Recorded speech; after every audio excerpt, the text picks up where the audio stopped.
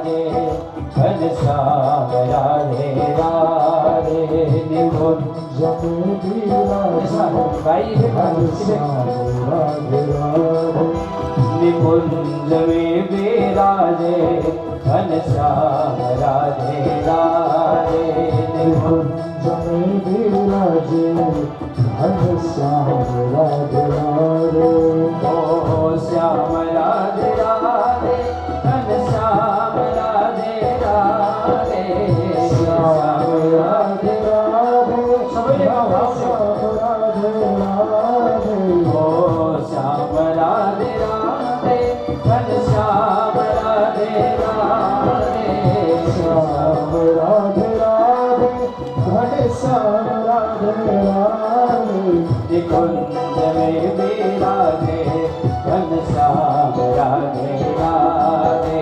निकुंज में विराजे घनश्याम राधे राधे जय हो ताली बजाओ मीठो ताली बजाओ रे सबे देव आवले जय हो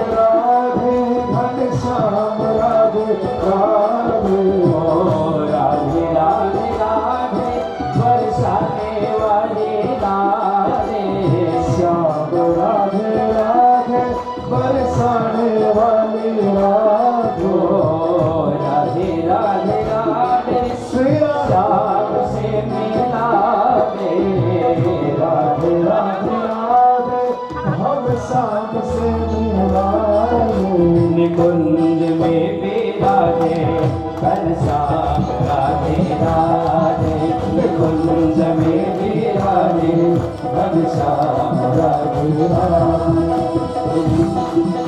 विराजे घनश्याम राधे राधे निकुंज में विराजे घनश्याम राधे राधे तो श्याम राधे राधे घनश्याम राधे राधे श्याम राधे राधे घनश्याम राधे राधे निकुंज में विराजे घनश्याम राधे राधे निकुंज में विराजे घनश्याम राधे राधे जय हो